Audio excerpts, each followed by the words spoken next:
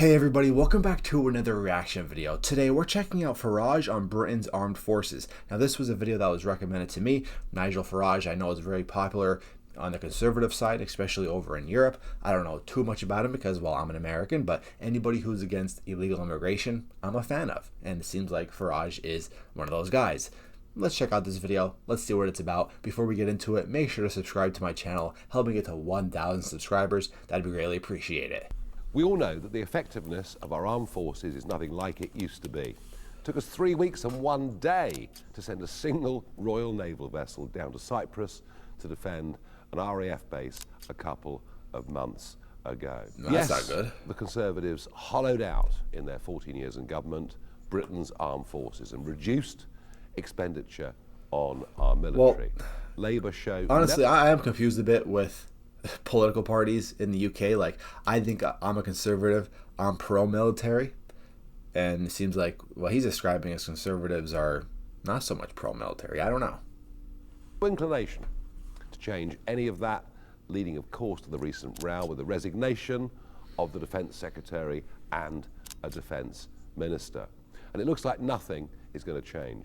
But what I bet you don't know is that our armed forces are being hollowed out from the inside as well. You might remember just a few years ago, British Army adverts, be the best, boom. See, this is what the advertisement should be. British Army, make the absolute best of yourself and join the best army in the world. They were adverts that said we're proud of who we are and what we do. Now we see adverts for the British Army saying, it doesn't matter what religion you are, you can carry on your own religious practices and be part of the British Army, as if that had ever made any difference. Exactly. But the RAF in the last couple of years have now sunk to new lows, absolute new lows. Like the Army, there are DEI units all the way through. In the military, everybody doesn't really care about what your religion is, what your race is, what your background is. Majority of the time, you're just trying to do your mission, just trying to do your job, just trying to do your years and get out. In America, a lot of people just join the military because they just need the benefits. They need the benefits of good health care, free college. They want to say they serve their country. And I can tell you, I don't want to speak on behalf of people in the military, but I'm sure they could agree. Thoughts on race, thoughts on religion was really never much of a problem. Everybody was welcome, you know. Nobody of certain religion is not allowed. Like, it's not like people of a certain religion, you know, let's say you're Muslim, they're not banned from joining the military. They're always allowed. But now people are trying to be more inclusive. I don't know if it's because of low numbers or whatever the case may be, but it is a trend. Well, it was a trend with Biden, but now Trump, obviously in office, you don't see that much anymore. But it seems like in the UK, you're seeing that problem. The organisation. And indeed, when it comes to recruitment, well, women and those from ethnic minorities have been preferred over white that's just males. dumb. Indeed, group captain preferring a certain race over them just to meet certain check boxes.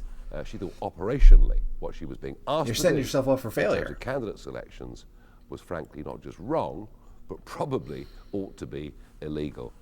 And this is happening through all three of our services. We've decided it's better for the DEI anti-white agenda to pervade rather than pick the best people for the job. Our military need to be an absolute meritocracy. We need to take the absolute that's common sense. You're fighting a war. People are dying to do the job. You're protecting a country. Reform are on the side. Forget DEI. Forget checking forces. off. We will make sure check boxes. That the DEI agenda is swept away from the Army, the Air Force, and from the RAF.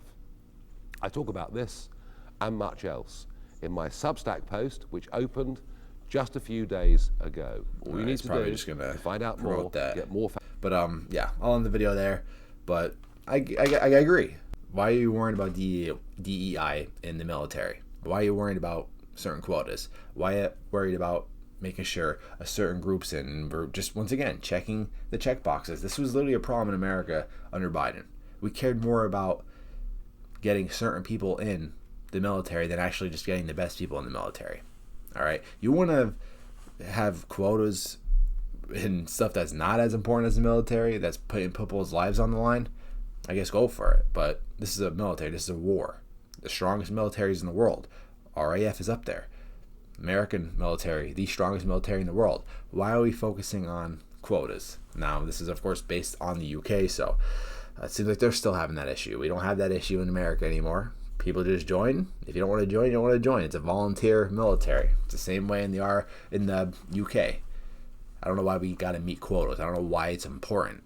Like, could somebody tell me that in the comments why it's important? We have, a certain amount of Muslims, a certain amount of Christians, a certain amount of Jews, a certain amount of black, white, whatever the case may be. Like, why does that really matter compared to just getting the best, most qualified people who actually want to be there?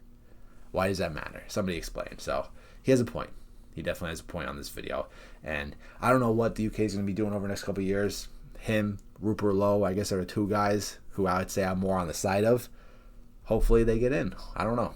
We'll see what happens. But make sure to leave a like. Leave your thoughts down below. What you think of this video. What you think of what I have to say. If you're offended by what I have to say, all right, it happens. Comment your thoughts down below. I'd love to have a conversation with you. Make sure to subscribe. Help me get to 1,000 subscribers. I'm out, guys. Peace.